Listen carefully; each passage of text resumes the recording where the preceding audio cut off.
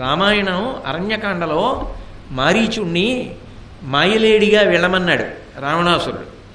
ఆయన అన్నాడు, ఒరే ఎందుకురా అనవసరపు కార్యాలకి వెడతావు, కళత్రాణిచ సౌమ్యాని మిత్రవర్గం స్తథైవచ యదీచ్ఛసి చిరంభోక్తం మాకృధారామ విప్రియం అన్నాడు.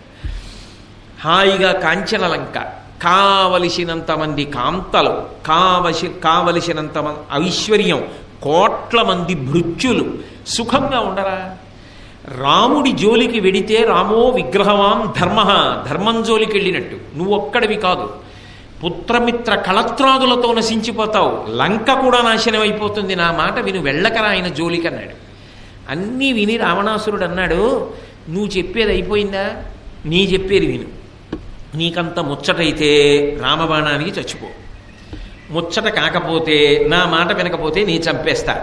చెప్పడానికి కాదు నీకు అధికారం, ఎవరి చేతిలో చచ్చిపోతావో ఎంచుకో, చావు నీకెటు తప్పదు. మాయా జింక కింద వెడితే నీకు అంత గొప్పగా చెప్తున్నటువంటి రాముడు బాణం వేస్తాడు, రాముడి చేతిలో చచ్చిపో. గొప్ప అంటున్నావుగా, అలా చావు. వినవా? ఇప్పుడే చెప్పేస్తా నా కత్తితో. నీకున్నదల్లా ఏమిటంటే ఎంచుకోవడానికి నీకున్న అవకాశం, రాముడి చేతిలో చచ్చిపోతావా నా చేతిలో చచ్చిపోతావా, అంతే. ఆయన అన్నాడు, సులభాః పురుషా రాజన్ సతతం ప్రియవాదిన అప్రియస్యతు పథ్యస్య వక్తా శ్రోతా చ దుర్లభః అన్నాడు. విదురుడు ఇంతకుముందు చెప్పాడు, లోకంలో ఎదుటివాడిని పొగిడి మాట్లాడేవాళ్ళు చాలామంది ఉంటారు. అవతలవాడికి మనసుకి కొద్దిగా కష్టం కలిగేటట్టున్న హితవాక్యాన్ని పలకరందరు. అవతలవాడి అభ్యున్నతిని కోరినవాడు మనసు విప్పి ఉన్న మాట ఉన్నట్టు చెప్తాడు. అలా చెప్పినటువంటి వాడి మాట నీకు తలకెక్కలేదు.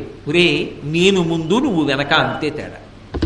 నేను ఒక్కడే వెళ్ళిపోతున్నాను రాముడి చేతిలో, నా వెనక నువ్వు నీతో ఉన్న వాళ్ళందరితో కలిసి వచ్చేస్తావులే అని వెళ్ళిపోయాడు. అదే అయిందా? మూర్ఖత్వం అనేటటువంటిది అంత ప్రమాద